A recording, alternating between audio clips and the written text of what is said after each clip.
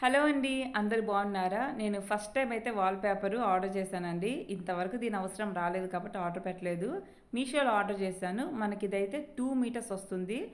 Length అయితే వెడల్పు 45 centimetres వస్తది. కాస్ట్ అయితే మనకి 94 రూపీస్ పడింది నాకైతే. ఎందుకు ఆర్డర్ చేశాను ఇది అంటే, చూసారు కదా పూజా మందిరం ఇక్కడైతే లేదు, కార్నర్ ఖాళీగా వదిలేశారు. అందుకే నేనే పీట పెట్టి పూజ చేస్తున్నా. ఇప్పుడు ఈ పీట పెట్టాలి, పక్కన ఉన్న పీట ఉంది కదా, అవి 2 పెట్టి పూజ చేసేదాన్ని. ఇంకా దీన్నే ఇలా మారుద్దాం, చూసారు కదా మార్చిన తర్వాత ఎంత అందంగా ఉందో, అందుకని ఆర్డర్ చేశాను అనమాట. సో దీన్ని ఎలా అప్లై చేయాలి ఏందనేది నాకు కూడా ఐడియా లేదు. 2 మీటర్స్ వచ్చింది కదా, ఎక్కువ వస్తుందేమో అనుకున్నా, ఎక్కువే వచ్చింది కానీ ఈ స్టూల్కి సరిపోయింది కంప్లీట్గా. పైన చూసారు కదా, దాని ప్రకారం పొడవు వెడల్పు చూసుకొని కట్ చేసుకోవాలండి. ఇలా మనకి స్టిక్కర్ లాగా ఉంటుంది కదా, నేనేం చేశాను అంటే ఆ సైడ్ కిందకి వెళ్ళిపోయే అంత పొడవు తీసుకున్నాను అనమాట. కరెక్ట్గా పైనే కాకుండా కింద నుండి మళ్ళీ ఆ చివరి కిందకి వెళ్ళేలాగా తీసుకున్నాను.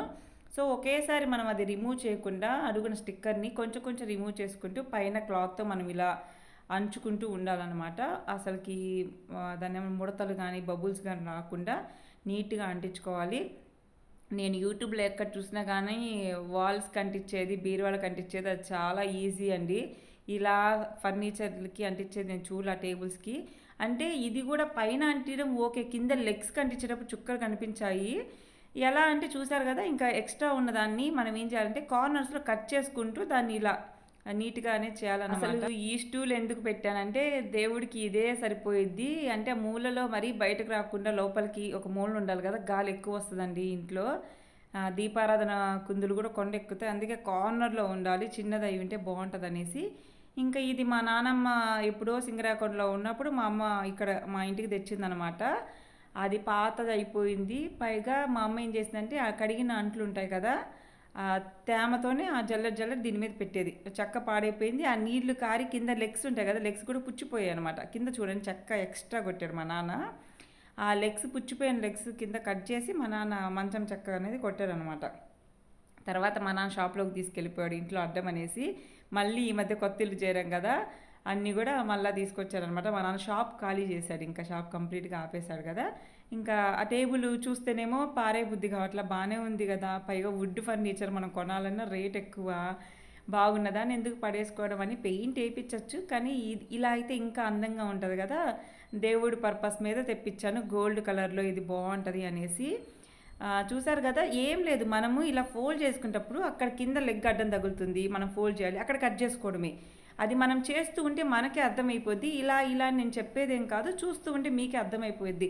అంటే నాకున్న స్టూల్ లాంటివి మీ ఇంట్లో ఉండవు, మీరు ఇంకో రకం ఫర్నిచర్ కంటించాలనుకుంటారు. ఇలాంటివి పాతవి నాకు తెలిసి అందరి ఇళ్ళల్లో ఇలాంటివి ఉండవు. ఇంకా మేమేందంటే చెక్క పని చేసే వాళ్ళకి సంబంధించిన వాళ్ళం కాబట్టి మా అమ్మ వాళ్ళ నాన్న ఇదే పని చేస్తాడు. మా నానమ్మ కూడా సింగరాకొండ ఇంట్లో ఎక్కువ ఇలాంటివే చేపిస్తుంది. సో మా ఇంట్లో ఇలాంటి స్టూల్స్, పీటలు, మన ఓనర్ గారు కూడా మా ఇంటికి వచ్చి ఇదే ఇన్ని పీటలు ఉన్నాయి మీ ఇంట్లో అన్నారనమాట. చాలానే ఉంటాయి పీటలు, దాదాపు నాకు తెలిసి 5 పీటలు ఉన్నాయి, అంటే నేల మీద కూర్చుని పీటలు. ఇంకా ఎత్తు పీటలు ఒక 2 ఉన్నాయి. ఇలాంటి స్టూలు ఇదొకటి ఉంది, ఇంకో స్టూల్స్ ఒక 2, 3 ఉన్నాయి అన్నమాట. సో ఎన్ని, మళ్ళీ టేబుల్ ఇంకొక 2, అంటే వుడెన్ ఎక్కువ వుడ్ సామాన్ ఎక్కువ ఉంటుంది అనమాట. ఇంకా చూసారు కదా, నేను ప్రతిదీ మెజర్మెంట్ తీసుకుంటూ చాలా ఆలోచించుకుంటూ కట్ చేసుకుంటూ అంటించుకుంటున్నాను అనమాట. అసలు ఎక్కడ కూడా గ్యాప్ కనిపించకూడదు. ఇంకా మిగిలిద్దేమో అనుకున్నా, అస్సలు మిగలేదు, మొత్తం దీనికే సరిపోయింది. అండ్ ఇంకా వచ్చేసి నాకు 2 గంటల టైం పట్టిందండి ఇది అంటించడానికి. అంటే నేను హడావిడిగా హరీబరిగా ఏమంటే ఇలా కొంచెం టైం తీసుకుంటూ స్లోగా. మీరు చూసారు కదా, దానికి సరిపడా మనం కట్ చేసుకోకూడదు, కొంచెం లోపలికి కూడా ఫోల్డ్ అయ్యేటట్టు కట్ చేసుకుంటేనే అది అందంగా ఉంటుంది. అంటే ఇక్కడ నుండి ఏం చేశానంటే ఇట్లా, అంటే మీకు అర్థమవుతుంది, ఈ సైడు ఆ పైన కింద, ఆ బ్యాక్ సైడ్ మనం మళ్ళీ ఎక్స్ట్రాగా చేసుకోవచ్చు.